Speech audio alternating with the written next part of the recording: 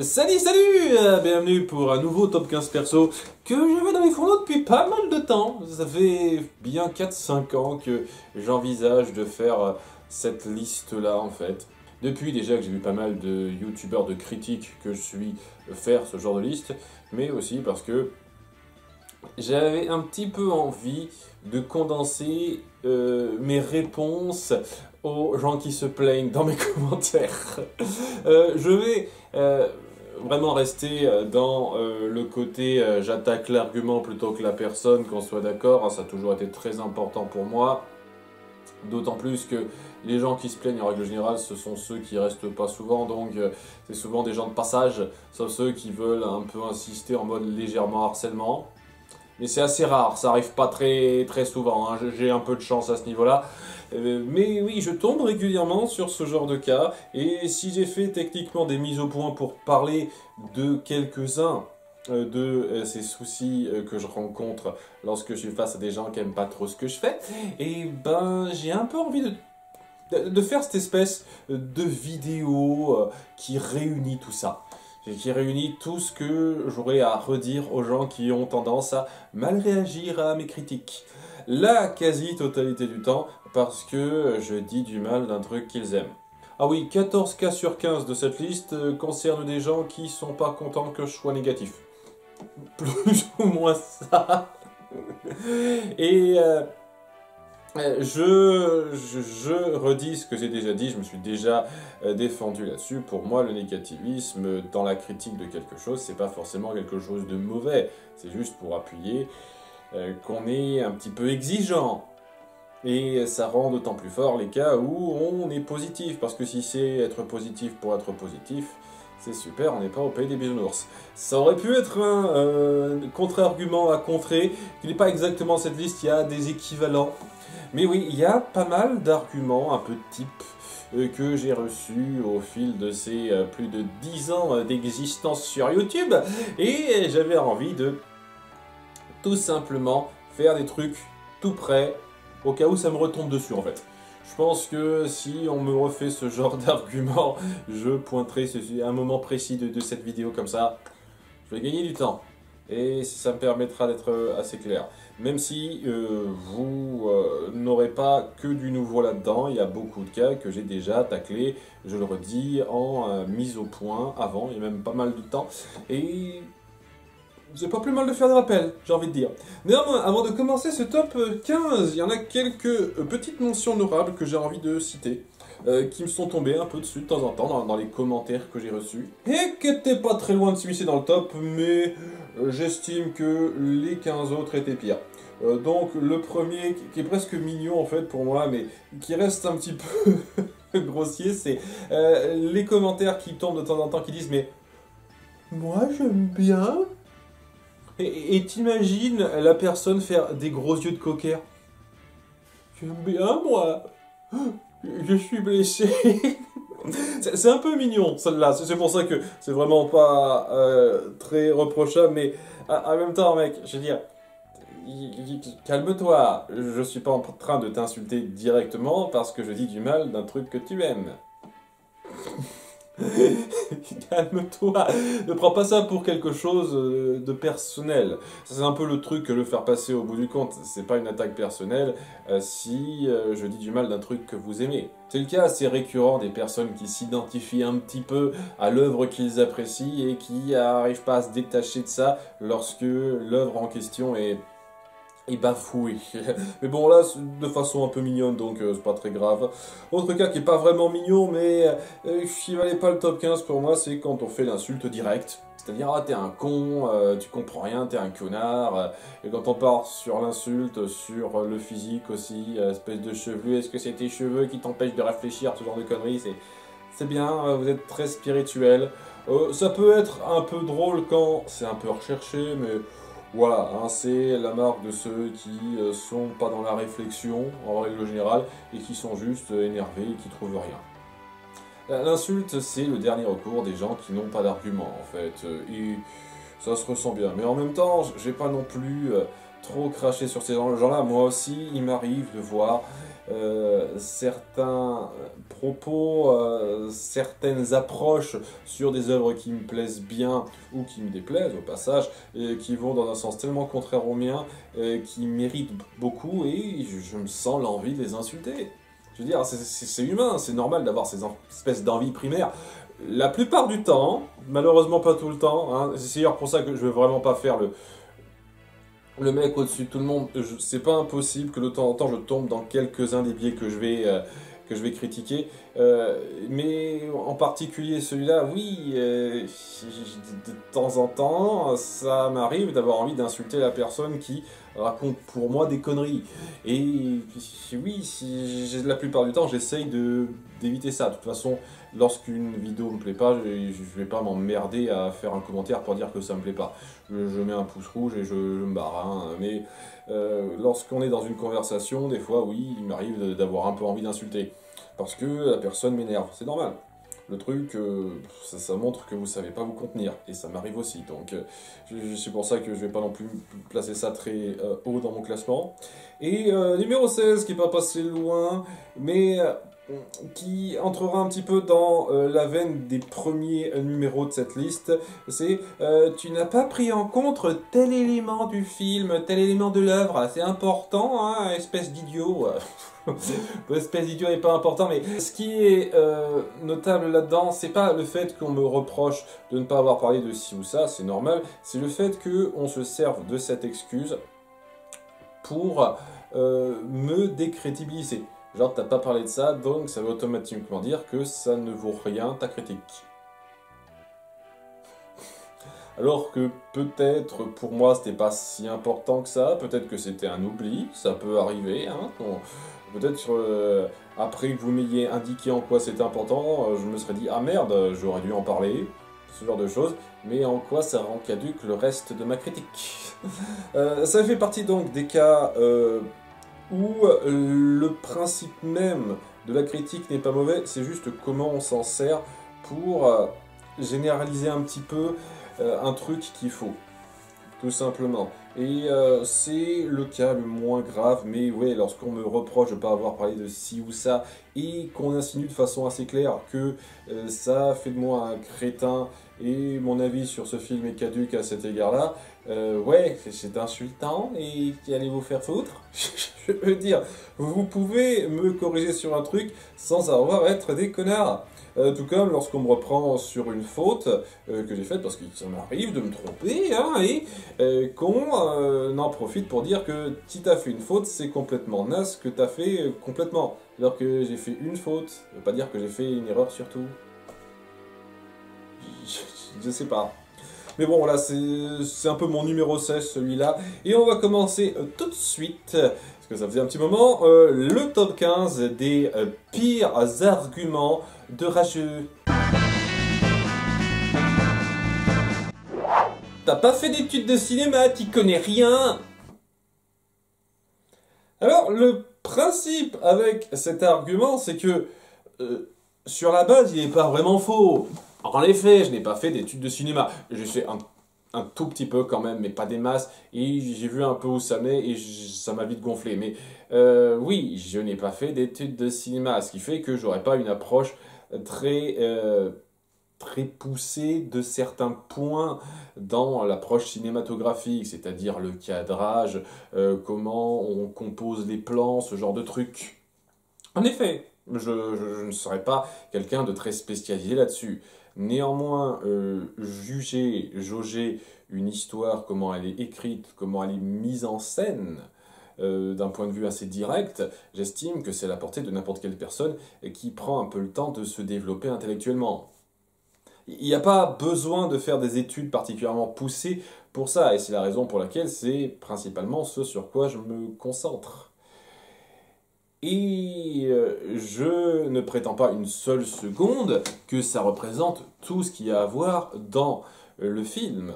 Je dis juste que c'est ce qui me parle à moi, ce qui parle à beaucoup de gens, parce qu'il faut arrêter les conneries. La grande majorité des gens ne sont pas des spécialistes en cinéma, et même la plupart des gens qui viendront te reprocher ça ne sont pas des spécialistes en cinéma. Ce sont des gens qui ont suivi des gars qui se sont dit spécialistes en cinéma, et qui se disent, voilà, eux, ils ont raison, ils ont totalement compris, alors que toi, non, t'y connais rien. Et je suis mouton à leurs paroles. Plus ou moins ça, hein. On ressent un petit peu ce cas-là de la part de certaines personnes, en fait. Ce côté, il y a par exemple Durandal qui est quelqu'un qui, de façon avérée, a fait des études de cinéma. Il a forcément raison, il a tout compris, ses arguments sont 100% valables. Ok, lorsqu'il parle de composition de plan, de comment la BO s'incruste, ce genre de truc, peut-être qui sait mieux que moi, très certainement qui sait mieux que moi. Mais en quoi il est plus à même de dire qu'un scénario est bien écrit?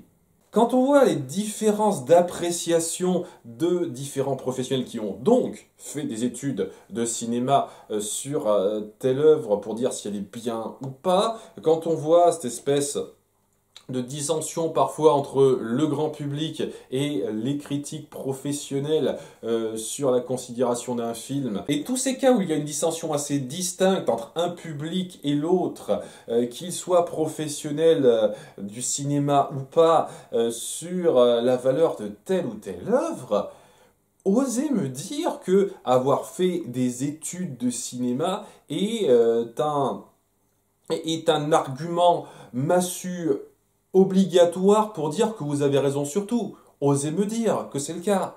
Non. Alors oui, je n'ai pas fait d'études de cinéma. Donc, il y a certains points d'un point de vue cinématographique que je ne saurais pas bien juger par rapport à d'autres. Je suis complètement d'accord avec ça. Ça ne veut pas dire que ce que je mets sur le tapis en termes d'arguments est mauvais. Parce que j'estime avoir conscience de mes limites, et c'est la raison pour laquelle je ne m'étends pas sur certains points sur lesquels je sais que je ne suis pas très pro, la plupart du temps. Tu vois le film sous le mauvais prisme, ce n'est pas ça qui devrait être important, c'est ça. Mais tu ne comprends pas parce que tu es idiot. Alors, la raison pour laquelle je mets si bas celui-là, même s'il mérite pas mal, je vous cache pas, c'est le fait que, sur le principe, je suis complètement d'accord qu'il n'y a pas qu'une façon de voir un film. Évidemment que vous pouvez avoir une approche totalement différente de la mienne et apprécier ça avec des yeux complètement différents. Voir que ça s'interprète autrement, etc., etc. Et que c'est plutôt ces éléments-là qu'il faut voir en priorité plutôt que ceux-là qui sont peut-être mauvais comme tu le dis, mais qui pour moi sont pas aussi importants. Ouais, vous me présentez ça comme ça, je dis ok, hein, vous avez parfaitement le droit de voir ça comme ça, je suis absolument personne pour vous dire qu'il faut voir ça sous tel ou tel prisme. Mais d'un autre côté, ça marche aussi dans l'autre sens. Vous n'êtes personne pour me dicter comment voir une œuvre. Personne. Donc, que vous ayez votre façon de voir les choses, c'est super. Hein. Vraiment, hein, tant mieux pour vous. Ne veuillez pas me gueuler dessus, dire que je suis idiot en dessous de vous, parce que je n'ai pas la vôtre. C'est ça le principe, malheureusement, de l'argument. Le contre-argument, il est bien. On peut mettre en place des tonnes de façons de voir un film. Le souci, c'est qu'avec ça, on va partir du principe que son point de vue est une sorte de vérité universelle à suivre. Et que si on n'est pas dedans, eh ben... on n'a rien compris à la vie. C'est plus ou moins ça, en fait. Et oui, c'est assez irritant, en fait. Je supporte pas les gens qui donnent clairement cette impression d'avoir la science infuse concernant la façon d'appréhender un film d'une quelconque façon, en fait. Partager son point de vue, dire qu'on le défend bec et ongle parce que pour soi c'est important, ok. Dire que si on n'est pas dedans, on n'a pas compris, on est idiot, on n'est pas en droit de critiquer, en fait, c'est du foutage de gueule. Vraiment. Et j'ai vu ça énormément de fois, hein. Et pour certains films, notamment, qui sont considérés comme assez intellectuels. Matrix, par exemple, on est obligé de voir ça sous le prisme symbolique, intellectuel, derrière. Et si on ne le fait pas, c'est qu'on est un glandu, un béotien. Pirates des Caraïbes 3, il y a cette espèce de narratif assez obsessionnel sur le fait que tous les éléments qui sont repris du 2 le sont faits avec un tel brio, une telle signification, que dès lors qu'on a une interprétation différente, qu'on juge que ça peut être un peu irritant ou insultant et mal repris, et ben on est forcément un crétin qui a rien compris et qui limite on pourrait aller se faire voir ailleurs, quoi. C'est ce genre de choses qui se ressent dans pas mal de ces films assez encensés par pas mal de gens qui se croient supérieurs en fait. Je veux dire, plutôt que de partager votre vision des choses, vous venez la forcer, tout simplement. Et c'est dommage parce que votre vision des choses, elle n'est pas dégueulasse. Hein. Dès lors qu'on me présente ces approches de Matrix ou de Pirates des Caraïbes 3 par exemple, j'estime que c'est loin d'être stupide intellectuellement parlant. Il y a quelque chose de recherché là-dedans, c'est juste que je partage pas ce point de vue-là. Pour moi, c'est pas du tout comme ça que ça se ressent et ça marche pas du tout comme ça. Et je vais pas m'excuser de ne pas penser comme vous pour votre film, chérie. Non, je suis désolé. C'est pour insérer tel type de public, pas toi. À ce moment-là, pourquoi on le précise pas directement dans la promo du film? Pourquoi dans les affiches à l'entrée du cinéma, on dit pas c'est pour ce public-là, si vous n'en faites pas partie, allez voir ailleurs? Pourquoi on fait pas ça? Alors, à nouveau, que ce soit clair, c'est un argument qui peut se valoir si tant est qu'on le présente bien sans être insultant, sans se juger supérieur. Vraiment, je n'ai pas de problème sur le principe avec le fait de dire que c'est un film qui est vraiment destiné à un tel type de public et si on n'est pas dedans, ça va pas très bien passer. Il y a peu de chances que ça passe. Mais à ce moment-là, faut pas venir reprocher à quelqu'un de venir critiquer ça s'il ne fait pas partie du tel public. Sauf si l'œuvre en question se vend exactement comme telle. C'est-à-dire, vous ne faites pas partie du public, c'est pas la peine. Si jamais le film se vend vraiment comme ça, moi je dis, ok, tu te fous pas de ma gueule, je vais pas te voir, mais je respecte, 100%. Mais c'est pas ce qui se passe. La plupart du temps, quasiment tout le temps, je connais aucun cas particulier là-dessus dans l'œuvre professionnelle du cinéma, il y a toujours ce film qui est présenté comme un peu universel. Chacun a le droit d'aller le voir, sauf si bien entendu il y a une limite d'âge, mais au-delà de ça, chacun a le droit d'aller le voir. On ne met pas en place des cases précises pour que seul un tel public aille le voir. Et en tant que tel, j'estime être totalement en droit de partager mon avis en tant que personne qui ne fait pas partie de ce cercle voulu. Voilà. Hein, vous pouvez dire que je ne fais pas partie du cercle voulu, en effet, mais étant donné que ce film n'est pas automatiquement empêcher d'être vu aux gens qui ne font pas partie du cercle, ben ces gens-là sont en droit d'avoir leur avis aussi. À nouveau, c'est encore partir du principe qu'il y a une sorte de vision universelle à avoir, et dès lors qu'on en sort, c'est pas la peine. Je veux dire non, quoi. Il y a plusieurs types de visions qui peuvent être partagées, et s'il y en a certaines qui vous plaisent pas, ben, suivez pas la personne, qu'est-ce que je voulais que je vous dise? Ne vous embêtez pas, il y a beaucoup de cas où j'ai senti que la critique allait partir dans un sens qui me déplairait, j'ai arrêté de suivre, merci, au revoir. Hein. Je me suis pas fait chier à parler aux gars, à me plaindre pendant 2 ans en disant « Ah, c'est pas toi le public, non !» Vous pouvez dire que c'est pour un public spécifique et que ça passe pas pour le reste, à ce moment-là, ok.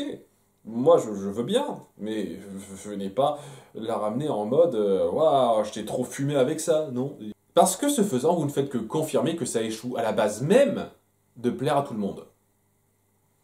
Et j'estime que les plus grands films doivent essayer de parler à tout le monde, quelles que soient ses aspirations, etc.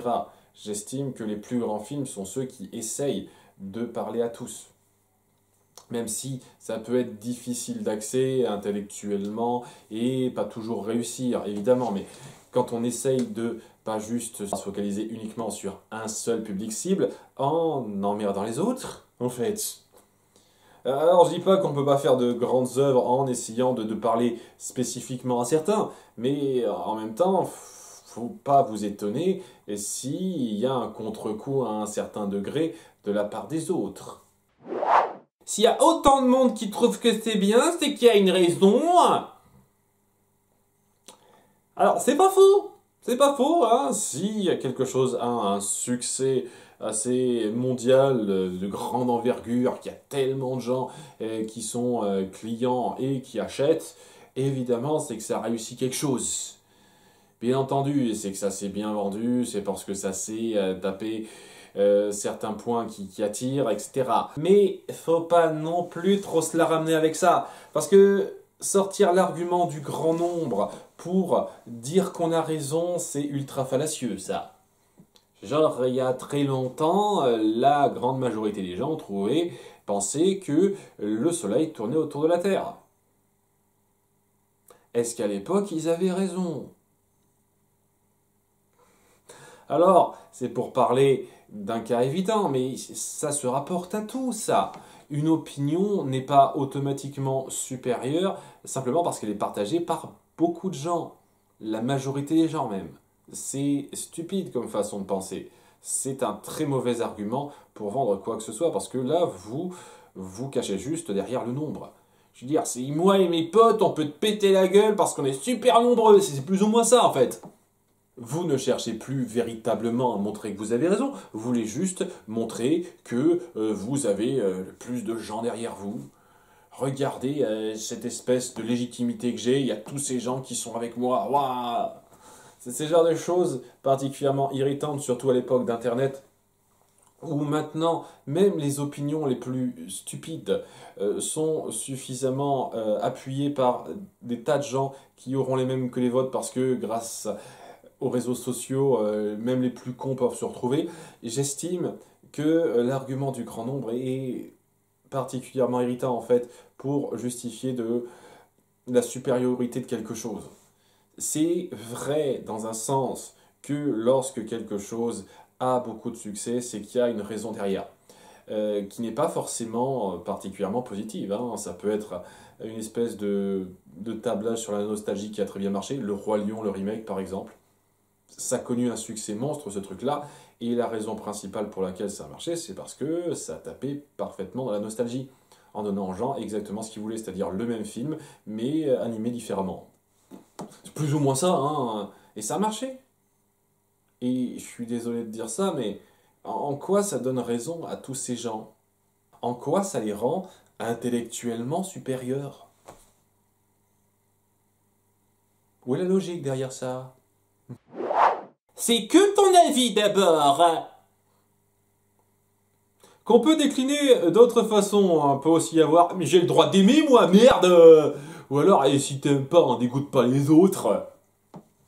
Alors ça c'est un truc que j'entends quasiment jamais dans l'autre sens au passage, hein. Parce qu'autant tu peux vaguement dire que les arguments qu'on a donnés juste avant peuvent s'appliquer pour contre-argumenter quelqu'un qui a aimé telle ou telle chose.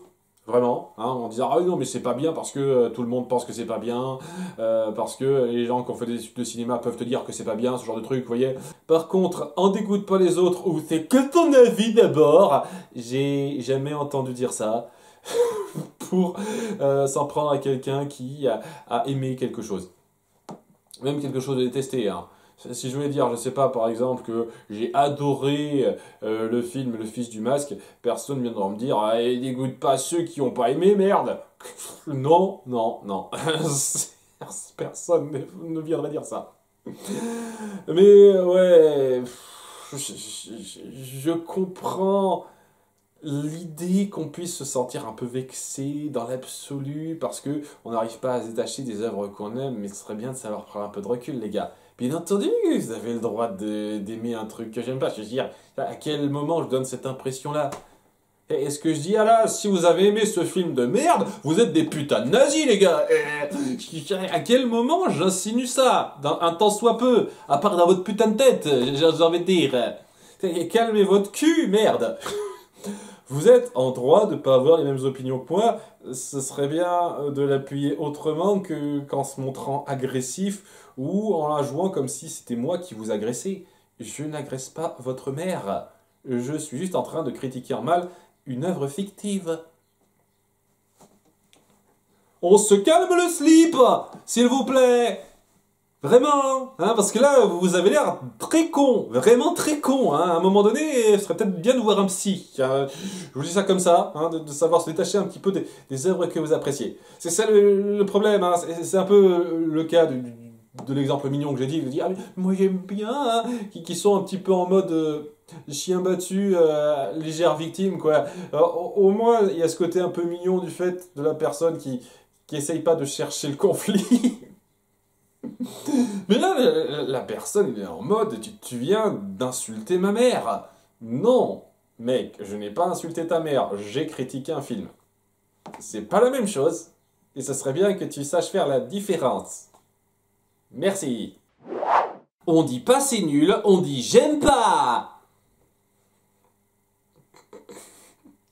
C'est vraiment le gamin qui veut appuyer la subjectivité à chaque fois. Je veux dire, oui, en effet, quelque chose n'est pas objectivement, automatiquement 100% nul, et quelque chose n'est pas objectivement, automatiquement 100% génial.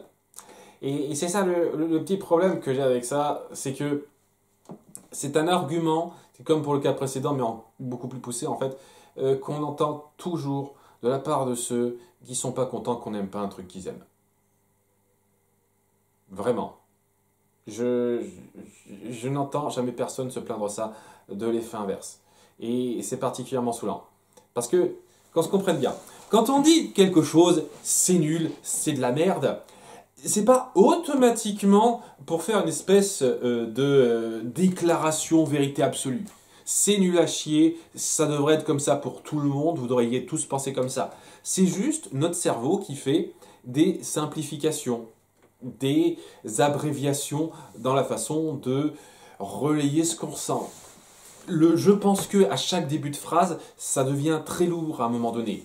Mais quand on écrit une critique, on essaye quand même d'appuyer, enfin beaucoup de gens essayent d'appuyer lorsqu'ils ont un tout petit peu conscience de l'importance de la subjectivité, parce que c'est pas le cas de tout le monde, que c'est leur opinion. Donc, selon moi, je trouve que ça parsème régulièrement les vidéos d'énormément de critiques de gens qui ont suffisamment de recul pour ne pas juger leur avis comme étant une vérité absolue. Je vous ramène à la vidéo de Seven sur la subjectivité et l'art que je trouve une fois de plus très pertinente dans le ton. Personnellement, je trouve que c'est celui-là qui résume le mieux mon avis à cet égard.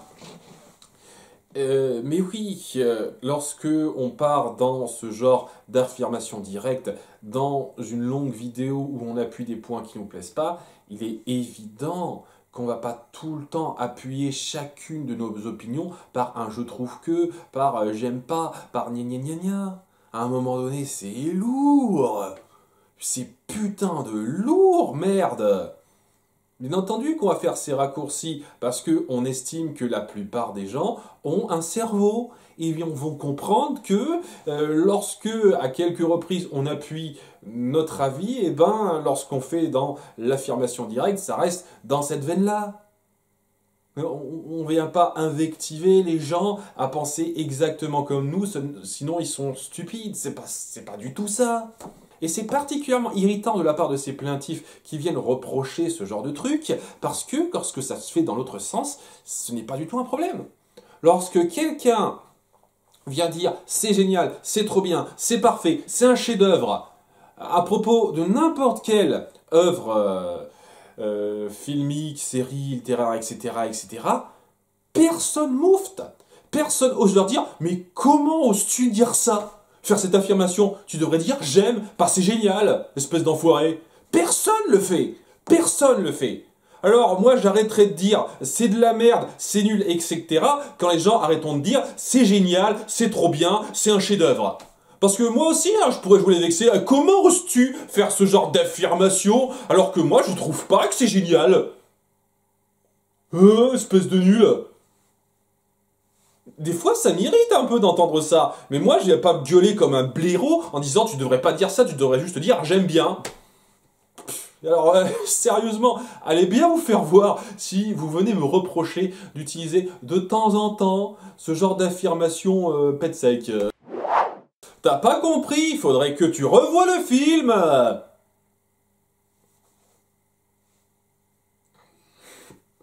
Je vais pas faire que des heureux avec ce point-là, parce que je sais qu'Oncle Buck me l'a ressorti, notamment pour Pirates des Caraïbes 3. Il y a beaucoup de gens qui sont des fans absolus de ce film, et dès lors qu'on n'est pas dans leur avis, c'est qu'on est totalement dans le temps. Enfin bref, cet argument me déplaît horriblement, du fait que c'est celui de ceux qui ont vraiment tout compris, et pas toi. Une fois de plus, c'est le même principe, tu vois pas ça sous un bon prisme, etc. Mais contrairement à présenter un nouveau point de vue, c'est cette espèce de façon de dire. Et je pense que sur le coup, t'as été con, mais que si tu te donnes un effort, mec, si tu t'en fais un peu plus, et que si tu prends la peine de revoir à nouveau, mais vraiment en réfléchissant cette fois-ci, tu vas voir que t'avais tort.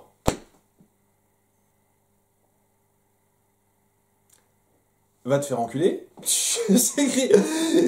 Tu vois pas l'insulte derrière ça? Moi, je la ressens très bien, l'insulte derrière ça. Je dis pas qu'il n'y a pas des films qui sont un peu complexes et tu comprends pas tout, et des fois, en le revoyant une seconde fois, tu dis ah, ce détail, j'avais pas vu, ah, ça a plus de sens maintenant. Je dis pas qu'il n'y a pas ça. Mais quand t'as beaucoup de mal avec les thèmes abordés, lorsque t'as vraiment pas accroché au personnage, à l'univers, et que t'as vraiment pas apprécié au bout du compte, c'est pas en te retapant la même chose et en te réemmerdant à subir ça à nouveau que tu vas particulièrement apprécier ça. Ça marche pas des masses, ça marche genre une fois sur 10 en étant très optimiste. Mais les 9 autres fois, ça va être putain, pourquoi je m'inflige ça à nouveau alors que j'ai détesté la première fois?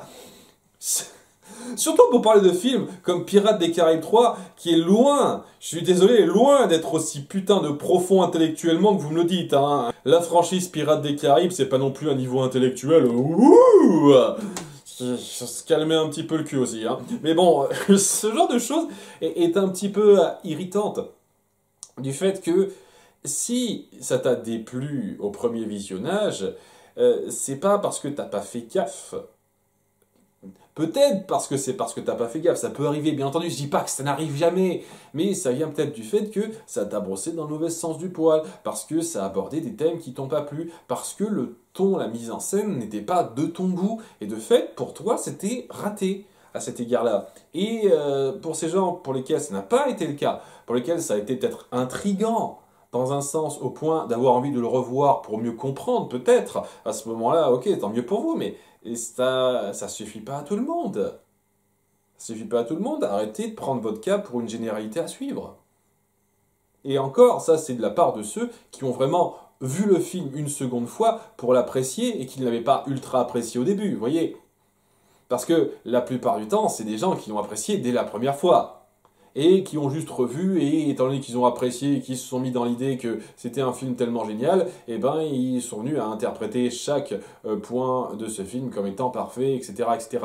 Il y a des points qui m'irritent vraiment pas mal à ce niveau-là. Je vous cache pas, quand je vois certaines personnes qui disent, après avoir revu un film, ah ouais, cet élément-là, ce détail-là, c'est trop génial, ce film est trop super. Ce détail de merde qui signifie que dalle, qu'est-ce que tu te fous de ma gueule? Waouh! Ça veut absolument rien dire, ça rajoute rien, et je trouve même que t'en fais un peu des caisses.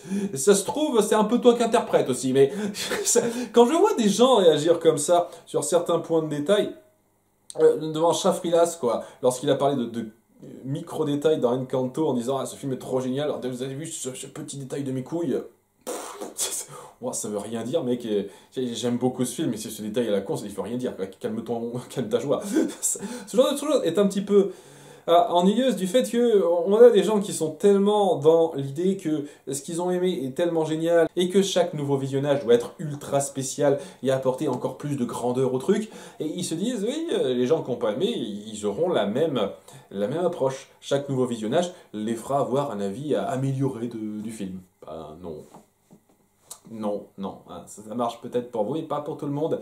Et c'est clairement pas avec un argument direct comme ça, qui n'en est pas un, puisqu'au bout du compte, vous ne dites rien sur la qualité du film, à part que, de votre point de vue, ça mérite à se voir deux fois, tant mieux pour vous, qu'il n'y a rien qui donne une seule seconde l'envie d'y revenir. Il faut que tu le vois une nouvelle fois. Non, j'ai pas envie. Pourquoi tu me dis ça comme ça? Il faut que dalle. Va te faire voir. De toute façon, t'as dit insérer opinion impopulaire, ton avis vaut que dalle. Il arrive des fois qu'on se trompe ou qu'on ait un avis qui n'aille pas dans le sens qui plaise à beaucoup de gens. Ça arrive, ça m'arrive beaucoup. Ça arrivait à pas mal de youtubeurs, de critiques que j'ai suivis. J'adore toujours le Nostalgia Critique, mais il y a des fois, son opinion, je la trouve un petit peu conne sur certains films, sur certains points, et je suis pas derrière lui tout le temps, clairement pas. Est-ce que ça m'empêche de le trouver pertinent d'une quelconque façon par la suite? Non. Parce que on peut se tromper, on peut avoir des points de vue un peu divergents avec les gens qui nous suivent. Une partie des gens qui nous suivent. Et à ce moment-là, ça veut dire quoi? J'en ai pas d'accord sur un point, on doit être en désaccord sur tout. C'est pas un peu débilement réducteur comme façon de penser?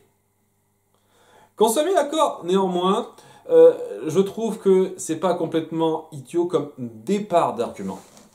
C'est-à-dire, on prenait la première moitié de l'argument, c'est-à-dire, t'as eu telle opinion que je trouve un peu ridicule, qui ne marche pas bien pour moi, c'est totalement valable pour dire, à ce moment-là, je vais pas prendre ton avis pour argent comptant. Et ça, c'est un truc que je tiens à appuyer, c'est histoire d'améliorer un petit peu ce truc-là. Ça, c'est quelque chose que je vais dire souvent. Lorsqu'on me dit, t'as vu, il y a un tel ou un tel qui a dit telle ou telle chose sur ce film et qui n'est pas du tout dans ton sens, et je suis censé dire, ah, vous avez raison, hein, le maître a parlé, oh là là. C'est un argument que j'aurais pu mettre dans la liste au passage. Hein. L'argument de machin a dit parce que machin une sorte de renommée, je sais pas trop quoi. C'est un peu facile, c'est l'argument du perroquet. Honnêtement, pas très intéressant à décortiquer. Mais le truc avec ça, c'est que je peux très facilement revenir sur pas mal de critiques que je suis en disant à quelques moments, ils ont quand même dit, je trouve, de la merde. Il y a eu des arguments nuls à chier. Je veux dire, lorsqu'on vient me pointer des arguments de Durandal, je rappelle que c'est le gars qui a pleuré devant Lucie. Alors je vais pas le harceler pour ça ou me foutre de sa gueule, mais le mec a pleuré devant Lucie de Luc Besson, en disant que c'est un des plus beaux films qu'il ait jamais vu ou quoi que ce soit. Et je suis désolé, de mon point de vue, ça a clairement mis en place le fait que ce mec sera jamais à 100% pertinent dans tout ce qu'il dira par la suite. Bien entendu, il y aura des fois où il dira des trucs avec lesquels je ne serai pas d'accord, c'est évident. Il y a un exemple clair et évident de ce cas-là. C'est ça que ça veut dire. Donc, tu as un avis impopulaire, tu as un avis qui me déplaît, qui va clairement pas dans mon sens, que j'estime comme étant inepte. Libre à toi de penser ça. À ce moment-là, oui, je ne vais pas dire que tout ce que tu diras par la suite est génial, parce qu'on a un contre-exemple direct. Ça peut se valoir, ça. Mais faut pas prendre un contre-exemple comme une règle absolue. Il a dit de la merde à un moment donné, ça veut pas dire qu'il dira tout le temps de la merde. C'est plus un argument, c'est de la diabolisation directe. C'est tout.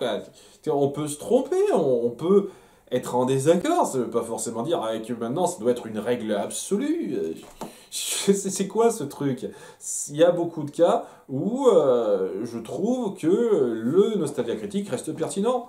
Il y a pas mal de ces critiques un peu récentes que je trouve très, très intéressantes d'un point de vue argumentation. Je trouve que d'un point de vue mise en scène, je trouve que enfin bref, je trouve qu'il se perd un peu, mais voilà, sa critique relativement récente sur le remake de La Petite Sirène, j'ai trouvé ultra pertinent. La plupart des arguments étaient très bien pensés, et c'est vraiment cette approche qui montrait bien que c'est pas un extrémiste du côté woke ou anti-woke, quoi, qu'il est prêt à tacler les deux camps, et c'est quelque chose qui me plaît beaucoup, et je trouve vraiment super pertinent là-dessus. Il a encore pas mal d'analyses pertinentes dans ses critiques, le gars. Et oui, des fois, il dit de la merde. Je le pense vraiment, mais c'est pas pour ça que tout ce qu'il dit est forcément à rejeter. Et c'est ridicule comme façon de penser, quoi. Personne n'est parfait. Si vous estimez qu'il existe quelqu'un qui ne se trompe jamais dans sa façon de faire, et que dès lors que ça arrive, il se trompera toujours, vous vous foutez des œillères, mais à un niveau abyssal. T'as le même argument que insérer personne mal vue. Et vous savez que j'adore faire cet exemple-là parce qu'il est très évident que Adolf Hitler aimait énormément Blanche-Neige et les Sept Nains et considérait que c'était vraiment un renouveau du cinéma. Est-ce que c'est faux? Est-ce que Blanche-Neige et les Sept Nains de 1937 n'est pas un renouveau du cinéma et un chef-d'œuvre de son époque? Vous jugez que c'est faux ou pas? Si vous jugez que c'est vrai, ben vous êtes comme Adolf Hitler. C'est QFD? Argument de merde? On est d'accord que c'est un argument de merde? C'est nul à chier comme façon de voir les choses, quoi. C'est l'argument fallacieux par excellence que j'ai entendu un peu trop souvent. Genre, hey, t'as dit ça, et il y a d'autres personnes qui disent ça, et ces autres personnes, ce sont un peu des connards. Et est-ce que c'est parce qu'ils disent ça qu'ils sont des connards ou parce qu'ils ont fait autre chose que ce sont des connards? Je veux dire, à un moment donné, on m'a pas repris là-dessus. J'ai défendu Norman sur quelques-uns de ses sketchs face à ce que l'ermite moderne lui a reproché. Pas des masses, ce que j'estime que de ce que j'ai vu en tout cas des sketchs, c'est pas non plus sensationnel, mais voilà. Et maintenant qu'on sait ce que Norman a fait, est-ce que je ravale mes paroles? Non, je pense toujours ce que j'ai dit. Ça change rien au fait que Norman est un connard qui a abusé de jeune fille, c'est clair et net, hein. Je vais pas le défendre là-dessus, c'est une sombre merde à ce niveau-là, mais je maintiens la défense de ce qu'il a présenté.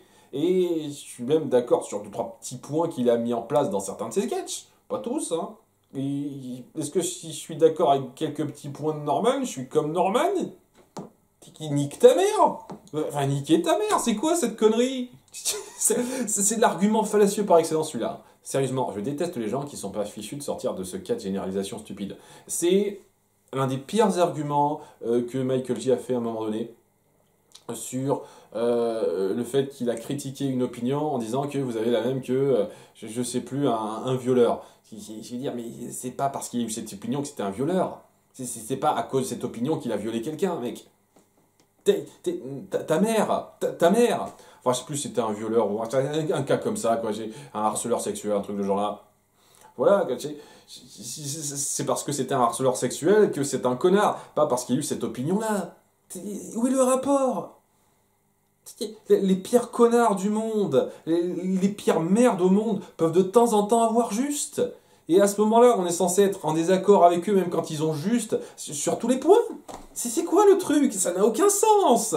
Ça n'a aucun sens, cet argument est débile. C'est le même principe d'argument par association stupide qu'on a tendance à décrier facilement. Du genre, vous savez, la Terre est ronde, une orange c'est rond, mais aussi une orange c'est un fruit, donc la Terre est un fruit. C'est ce genre de conneries. Argument par association débile qui n'a aucun sens. Donc, réfléchissez un petit peu avant de balancer ça. J'y ai pas eu droit, véritablement, dans mes vidéos. Mais si jamais je tombe là-dessus, je peux vous assurer que la personne va s'en prendre plein la gueule, hein, sérieusement. Parce que j'ai horreur de ça. Limite, ça revient à m'accuser d'être comme la personne qui a balancé cet argument, alors que ça n'a rien à voir. C'est incroyable d'insultant, ça. Ah, t'aimes ce truc de merde? T'es un vendu? Combien ils t'ont payé? Ah, c'est l'argument, le seul argument qui est vraiment spécifique à ceux qui contre-argumentent ceux qui ont aimé quelque chose.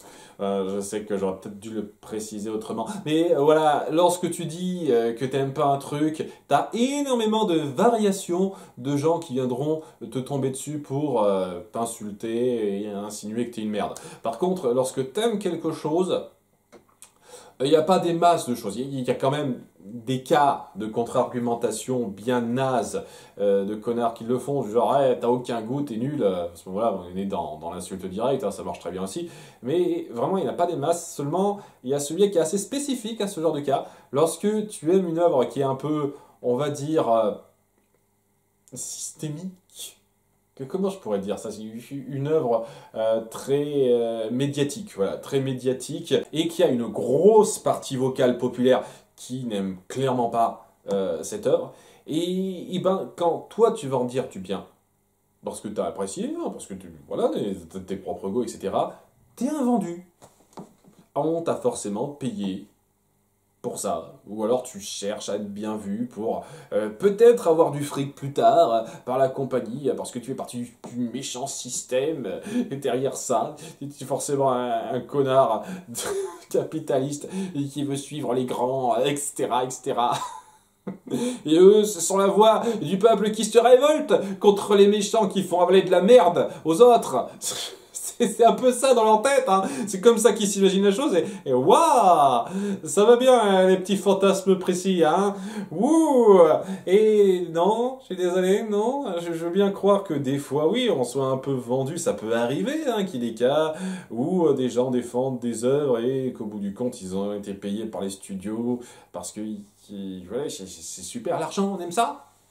Ça arrive, mais déjà c'est un truc à éviter de faire pour les gens qui n'ont pas un public de fou. Je veux dire, moi j'ai 16 000 abonnés, 17 000 abonnés, je sais plus exactement, je n'ai plus fait le compte, et je vous assure que j'ai jamais été contacté par qui que ce soit pour toucher du fric en parlant du bien de leur film. Jamais personne. La seule collab commerciale que j'ai faite, c'est pour ma vidéo de Kingdom Hearts, premier du nom, et c'est juste parce que c'était quelqu'un qui avait fait sa propre petite entreprise en ligne, et qui voulait que je fasse de la pub parce qu'on se connaissait un peu du forum sur la Nostalgia Critique. Vraiment. C'est la raison pour laquelle il y a eu cette seule annonce commerciale que j'ai faite de toutes mes vidéos sur Kingdom Hearts, si jamais vous vous posez la question. Et j'ai été payé avec juste une figurine. Et cette figurine, ça a été mon seul et unique paiement. Il n'est pas reçu de virement quelconque ou quoi que ce soit, il m'a juste envoyé gratuitement, je le remercie, cette figurine de Ace de One Piece, qui est genre le personnage dont j'avais pas grand chose à foutre. En fait, j'aurais pas été contre n'importe quel autre personnage de l'équipage au chapeau de paille, mais non, c'est celui-ci. Bon, je vais pas me plaindre non plus, il est très bien fait, hein, il est joli, mais c'est juste pour dire, j'ai pas touché des masses de pognon pour ma seule annonce commerciale, hein. J'ai pas reçu un chèque de plusieurs milliers d'euros, je sais pas trop quoi. Non, je suis contacté par personne. Regardez un petit peu le nombre d'abonnés des chaînes que vous critiquez avant déjà de faire ce genre de commentaires, les gars. Vraiment, hein, parce que la plupart des annonceurs, ils vont pas s'emmerder avec des gens comme moi qui peinent à faire 10 000 vues par vidéo, hein, je vous jure. Ils vont pas s'emmerder des masses.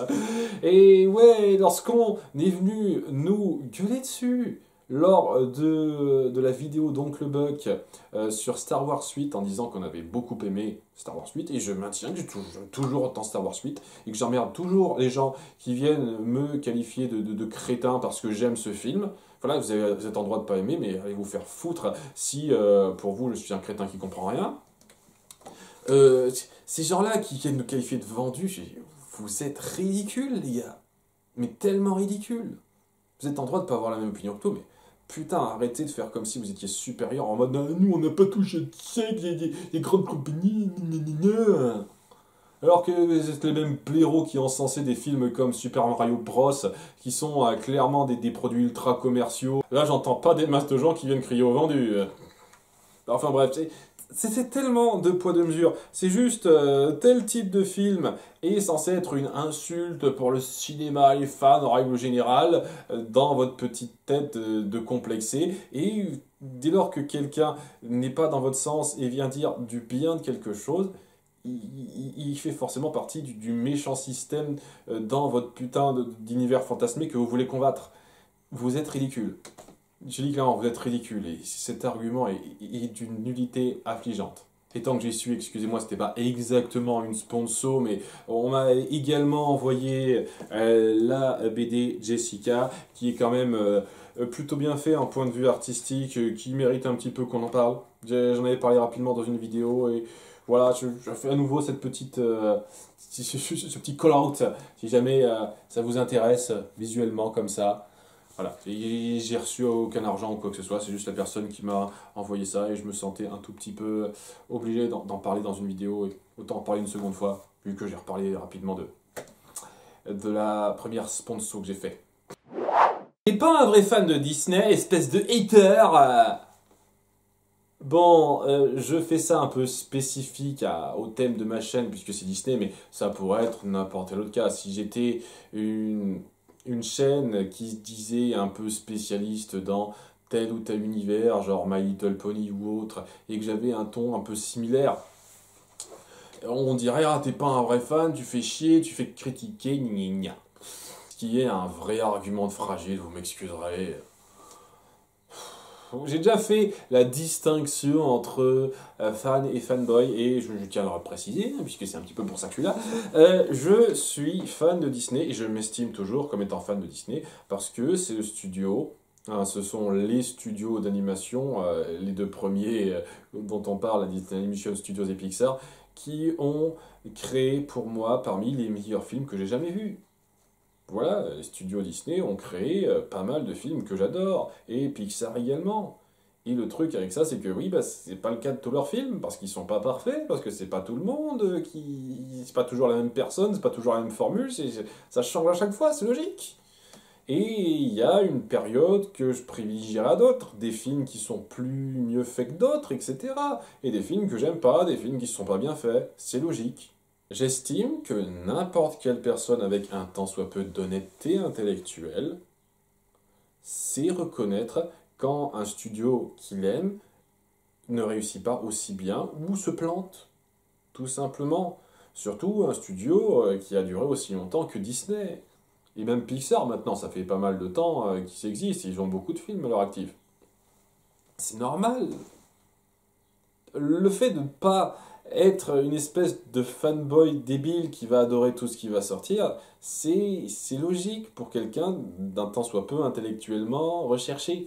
Si vous attendez de quelqu'un qui soit en mode tout est génial, tout ce qui a été fait super dans Disney, et ben je sais pas, allez voir les successeurs, apparemment ils ont adoré presque tout ce qui est sorti. Peut-être à quelques exceptions près dernièrement, mais allez voir eux si vous voulez. Alors ça vous fera plaisir. Mais moi non, hein, je suis pas comme ça, je suis pas un fanboy. Hein. J'estime que quelqu'un qui est vraiment fan sait reconnaître quand quelque chose est mieux réussi ou pas. En tout cas, c'est faire la différence de ce qui lui a le plus plu et ce qui lui a le moins plu. Si vous n'êtes pas content qu'un autre fan que vous n'aime pas tout dans tel studio, chez tel créateur, etc., c'est que vous n'êtes pas un vrai fan en fait. Vous êtes un fanboy. Et on n'est pas sur la même longueur d'onde. On ne sera jamais sur la même longueur d'onde parce que moi, j'aime utiliser mon cerveau. Je ne suis pas un mouton.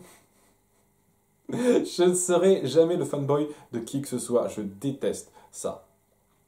Donc, ouais, c'est un petit peu important pour moi. Et puis aussi, je tenais à redorer un tout petit peu. Bon, alors là, c'est vraiment. Je leur fais un peu des caisses là-dessus, m'excuserez. Je tenais à redorer un tout petit peu le blason des gens qui pourraient être fans de Disney en disant que, voilà, être fan de Disney, ça ne veut pas dire aduler automatiquement tout ce qu'ils ont fait. Bien entendu, même pas à ce niveau-là. Je dirais, c'est plus que juste aimer ce qui est aimé globalement, mondialement, adorer tout ce qui est fait, sauf ce qui est détesté, genre La Ferme se rebelle. Non, non, c'est juste savoir se forger ses propres idées, être très nuancé dans beaucoup de ses avis et savoir le présenter. Un fan Disney peut faire ça. C'est ça que je voulais faire lorsque j'ai créé cette chaîne. Et j'estime que ça a beaucoup plus d'importance que juste dire « Ah, c'est trop génial tout ce que font Disney, waouh !» Largement plus. Dans le prisme opposé, t'es un fan de Disney, donc forcément t'as des goûts de chiottes. Alors celui-là, j'y ai droit à 2-3 reprises lorsque j'ai fait mes Disney VHS, de la part des gros connards pédants qui sont étonnés de voir que des films qu'ils adoraient étaient traités en critique par un mec qui, dans son approche, indique Disneyphile. Donc, dès lors qu'ils ont vu une opinion qui n'allait pas dans leur sens, ils n'étaient pas trop contents, ils sont partis directement en mode « c'est un crétin qui n'y connaît rien, il est juste bercé stupidement au film Disney pour bébé et nique ta mère ». Voilà, hein, donc ce sont des gens qui sont clairement pas faits pour ma chaîne, c'est évident, et ouais, on sent les gros pédants pompeux qui méritent pas beaucoup plus de respect que ça, pour ma part. Je veux dire, il y a une différence, une fois de plus, entre être à fond derrière un seul truc et apprécier un truc et savoir apprécier autre chose à côté. Enfin, on dit ça pour Disney, évidemment, ça peut s'appliquer à des tas d'autres choses. Des cas même avec lesquels j'ai un peu de mal. Hein. J'ai du mal avec une partie de la fanbase Pokémon, une grosse partie des fans de foot, etc. etc. Mais le truc avec ça, c'est que même si j'estime qu'il y a un peu trop de moutons chez les fans de Pokémon qui viendront acheter tous les derniers jeux qui sortent, même s'ils sont faits à la va-vite, même si ils pourraient mettre beaucoup plus de temps et d'efforts pour faire quelque chose d'important pour une franchise aussi énorme que ça, il y a quand même beaucoup de fans de Pokémon qui savent se rendre compte que la franchise part un peu à volo et devrait prendre le temps de ralentir véritablement et de commencer à peaufiner ses jeux. Beaucoup de fans de Pokémon sont comme ça, savent réfléchir à ce qu'ils font. Et un truc important, ils aiment d'autres trucs en plus de Pokémon. Pareil pour les fans de foot. Il y a tellement de supporters, quand tu les vois, tu as l'impression d'avoir affaire à la lie intellectuelle du monde. Mais il y a énormément de fans de foot qui sont pas tous comme ça. Je veux dire, vous prenez Edouard de Rétro Découverte, le gars est un fan de foot, ça se sent clairement, hein, c'est un gros fan de foot, et pourtant il sait être un tout petit peu réfléchi, c'est pas un crétin supporter comme ça, qu'on voit malheureusement un peu trop souvent dans les représentations, ce genre de choses. Parce qu'il s'intéresse à d'autres sujets. Et c'est ça le truc, je suis fan Disney, je suis pas fan Disney exclusif.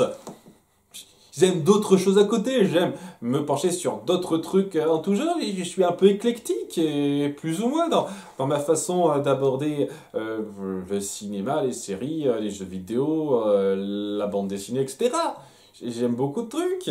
J'aime les Schtroumpfs et Blake et Mortimer, j'estime que c'est pas exactement la même chose, mais c'est parmi mes bandes dessinées préférées, ce là. Alors que c'est pas exactement le même univers, on est d'accord. C'est parfaitement logique et normal d'avoir des centres d'intérêt très différents et même de tons différents.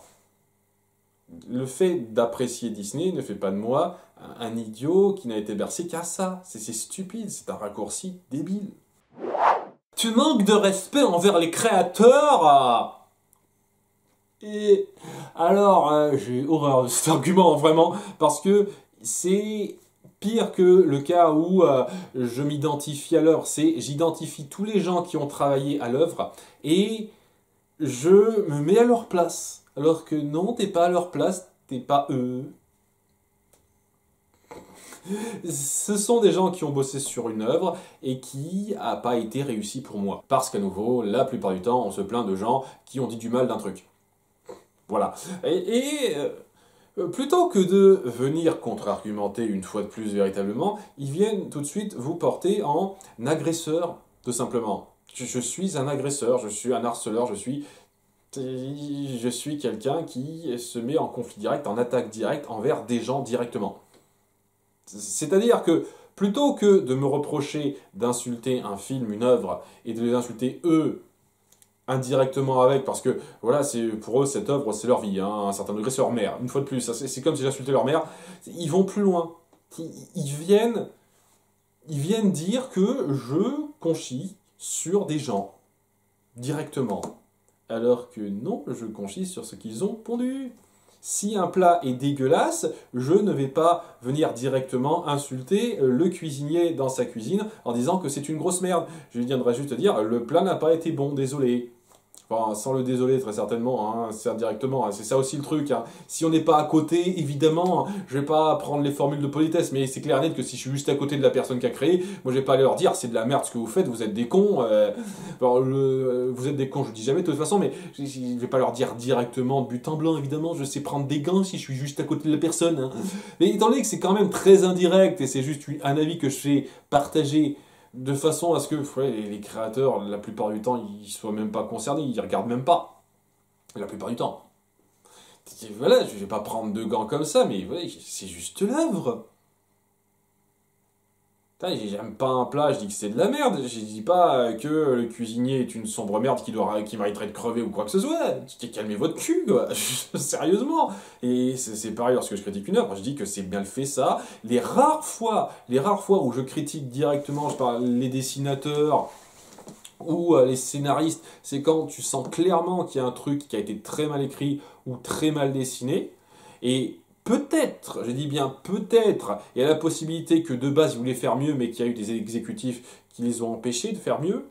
Et à ce moment-là, mes excuses. Mais je pense qu'en plus de 300 vidéos critiques, ça a dû arriver genre 1 ou 2 fois en tout et pour tout ce genre de cas. Et à ce moment-là, oui, je suis prêt à m'excuser. Mais au-delà de ça, j'ai le droit de dire qu'un film, qu'une série, c'est mal fait, que c'est pas bien réussi sur tel ou tel point, que ça m'irrite, que ça m'énerve. Ça va quoi, je vais pas critiquer directement les personnes derrière, je critique l'œuvre. Désolé pour eux s'ils voient ça comme leur putain de bébé, c'est toute leur vie. À ce moment-là, j'ai de la peine pour eux parce qu'ils doivent pas avoir une vie très géniale si c'est tout ce que ça représente pour eux leur vie. Mais j'estime que ce n'est pas eux que j'insulte directement.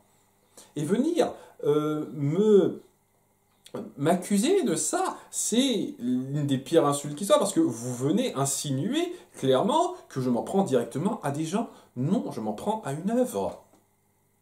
Je n'insulte personne, je ne harcèle personne, je ne vais jamais sur la page de qui que ce soit pour lui dire t'es nul, t'as mal réussi ci ou ça.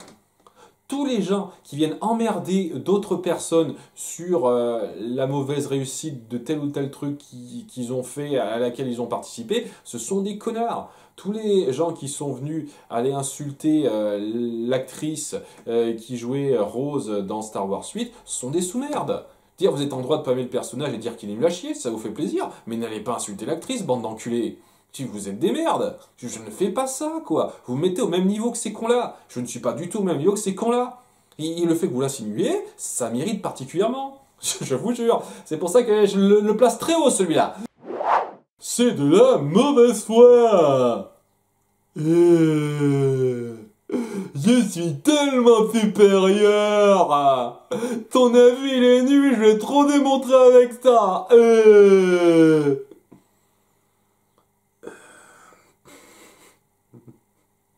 Je me suis penché à plusieurs reprises là-dessus, vous savez à quel point ça m'irrite, cette partie-là, que quelqu'un vient te contredire en ayant pour premier argument, et très souvent seul argument, c'est de la mauvaise foi. Comme quoi, c'est bon, il a réussi son attaque. Il a prouvé par A plus B que la personne face à laquelle il se tient est une sombre merde qui fait exprès de détester quelque chose et qui ne fait pas ça en bonne foi, et que lui, il est dans le camp qui a raison. Et en fait, c'est, je pense, l'argument qui se ressent le plus comme ça, l'argument de « je suis supérieur dans mon avis ». Et son avis à lui n'a aucun poids parce qu'il fait exprès d'avoir le mauvais avis. Je ne fais pas exprès d'avoir mes avis. Il peut m'arriver de me tromper, il peut m'arriver de faire des raccourcis, j'essaye le plus possible d'éviter de faire ça, mais ça peut m'arriver de me tromper, de partir sur des mauvaises interprétations. Je dis pas le contraire, je suis humain, je suis imparfait. Mais c'est pas de la mauvaise foi, c'est juste une erreur. Un raccourci peut-être un peu grossier, mais c'est pas de la mauvaise foi. Ce genre d'accusation est vraiment pour bien appuyer qu'il y a le camp des justes et le camp de l'erreur. Et rien d'autre. Il n'y a pas de nuance en fait. C'est ça qui m'irrite le plus. Je suis détenteur de la vérité absolue. Quelqu'un vient argumenter de façon qui ne me plaît pas. Encore que, hein, c'est juste des fois parce qu'il a une opinion qui ne lui plaît pas, hein, mais quelqu'un vient argumenter de façon qui ne me plaît pas sur cette œuvre sur laquelle je suis sûr d'avoir la vérité absolue, c'est de la mauvaise foi. Il a rien compris ou il fait exprès de rien comprendre, il vaut moins que rien, moi je sais. C'est exactement ce que sous-entendent tous les gens qui balancent ça premier degré sans autre argument à côté.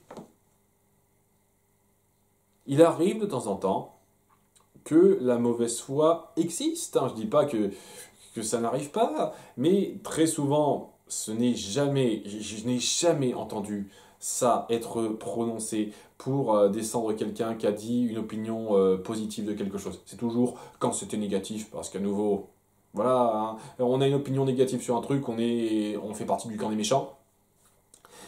Mais oui, c'est un truc qu'on nous balance simplement parce qu'on n'est pas d'accord. Je suis pas d'accord, c'est pas la même chose que tu fais preuve de mauvaise foi. C'est juste que oui, on n'a pas la même approche. On n'a pas le même ressenti sur ce film. Et plutôt que de juste pas être content de ça, parce que c'est normal de s'énerver sur des prises de position qui vous correspondent pas. Je suis complètement d'accord avec ça, c'est pour ça que je mets l'insulte, même pas dans le top 15, parce que je comprends que une des impressions primaires, un des instincts primaires qu'on a lorsqu'on n'est pas d'accord avec quelqu'un de façon un peu poussée, c'est d'insulter. C'est juste cette espèce de besoin de venir rabaisser la personne en disant tu ne vaux rien, tu fais exprès de chercher des problèmes là où il n'y en a pas, moi j'ai compris, toi non. Est-ce que vous voulez, va te faire mettre. Qu'est-ce que tu veux que je te dise? C'est tout ce que je peux répondre à ça. Et enfin, le pire argument pour moi, c'est pour les enfants. Je suis déjà penché sur cet argument aussi. Et c'est pas le c'est pour les enfants donc c'est stupide ou oh, ah, c'est Disney donc c'est que pour les enfants ce genre de truc. Non, non, non, c'est pas le truc. Ce genre de raccourci un peu fallacieux, débile. Je m'ennuie un petit peu. Non, non, non, c'est le côté lorsque tu viens critiquer une œuvre animée la plupart du temps à tendance, on va dire, plus portée sur un public plus jeune, à tendance, et qu'on vient te balancer, mais comment oses-tu chipoter, te plaindre de certains trucs, c'est pour aller d'un temps en mode, j'ai été un enfant quand j'ai vu ça, parce que c'est clair et net que c'est pas des gamins de 10 ans qui viennent te balancer cet argument la plupart du temps. Et moi, j'ai pas eu de problème quand j'ai eu 10-12 ans. Donc arrête tes conneries, arrête de faire chier en cherchant la petite bête. Hein. Alors que la plupart du temps, je cherche pas la petite bête, je me plains de problèmes de cohérence, d'écriture grossière, de soucis thématiques, et franchement, j'estime que même pour un enfant, c'est important de faire gaffe à l'écriture de ce que vous faites. Le problème des œuvres vraiment pour enfants et pas familiales, parce que beaucoup de gens ont ce problème de distinction, quoi. Il y a beaucoup d'œuvres qui sont familiales, qui sont pas pour enfants. Il faut vraiment que vous fassiez la différence. Une œuvre familiale peut être vue par les enfants et les adultes. Et les films Disney, c'est le cas. De tous les connards qui viennent me dire ah, Disney, c'est pour enfants. Non, ce sont des films familiaux, merde. C'est à voir par tout le monde. Enfant comme grand, hein, ta mère. Hein. Ce sont des gens qui ont tellement cette envie de voir ça comme une œuvre d'enfance et c'est tout.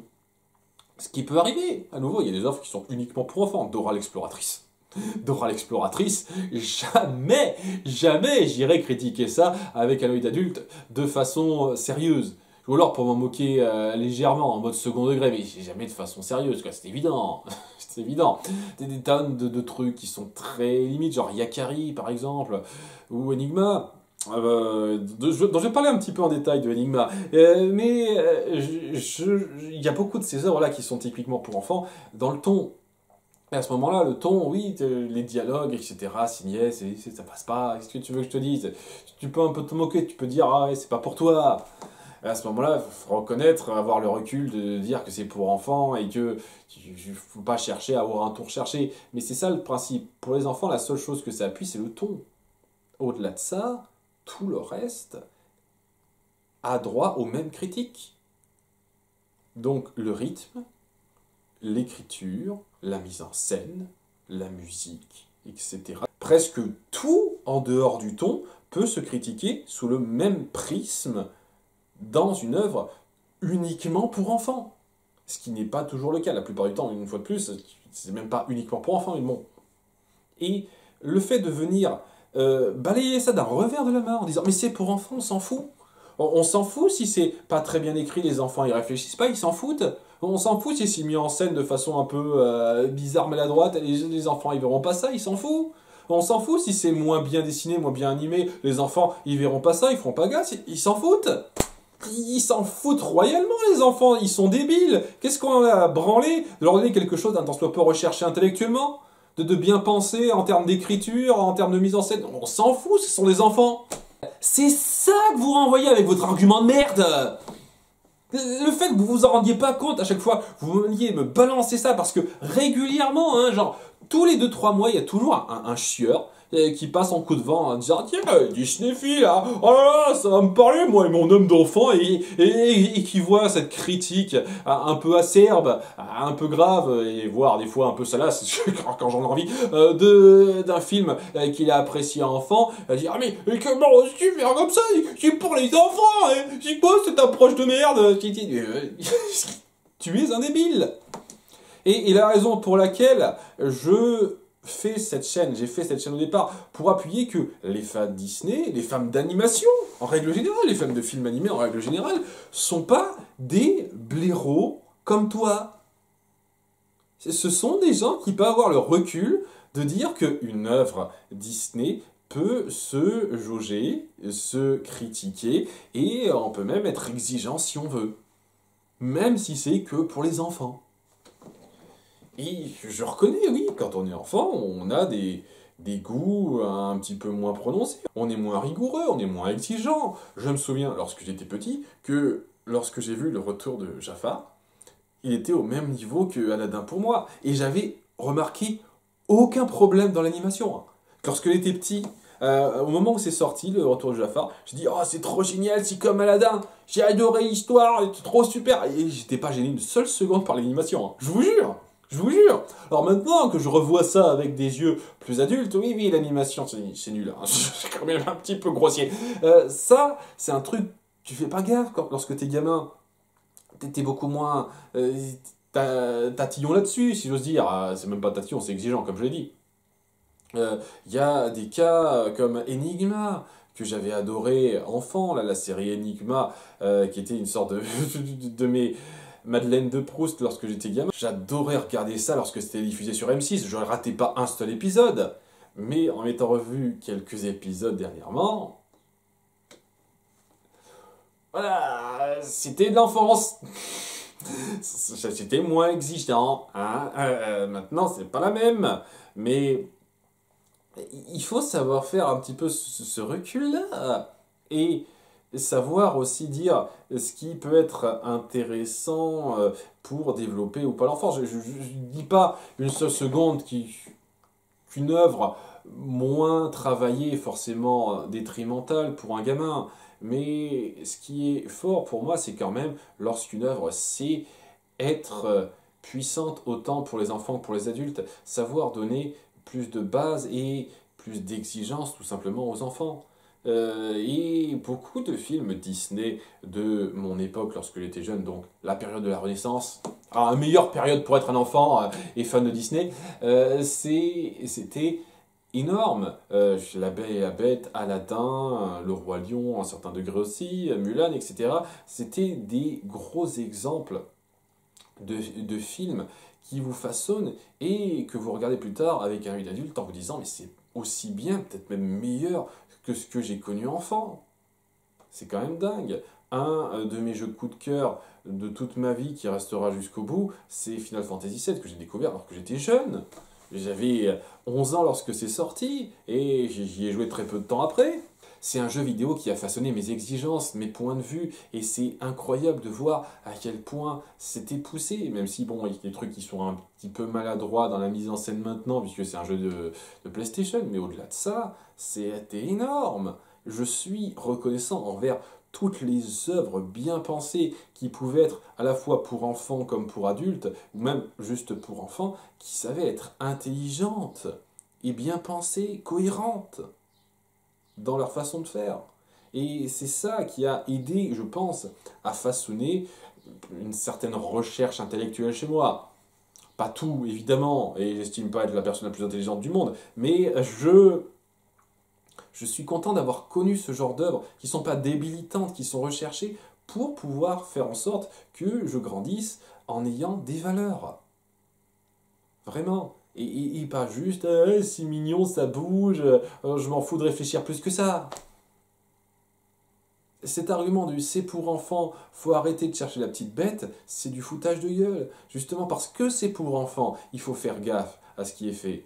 Et j'estime que c'est très important de prendre ça en compte. C'est aussi très important de dire quand est-ce qu'une œuvre est pour enfants ou pas, parce que j'estime qu'il y a des fois on fait n'importe quoi sur le sujet, mais bon, c'est un autre débat. J'ai déjà passé beaucoup trop de temps là-dessus. En tous les cas, voilà, c'était le topo des 15 contre-arguments de rageux que je déteste. J'espère que je vais pas le présenter aussi mal que ça dans le carton-titre, mais on verra bien. À bientôt pour de futures vidéos, j'espère que ça vous aura plu. Bye!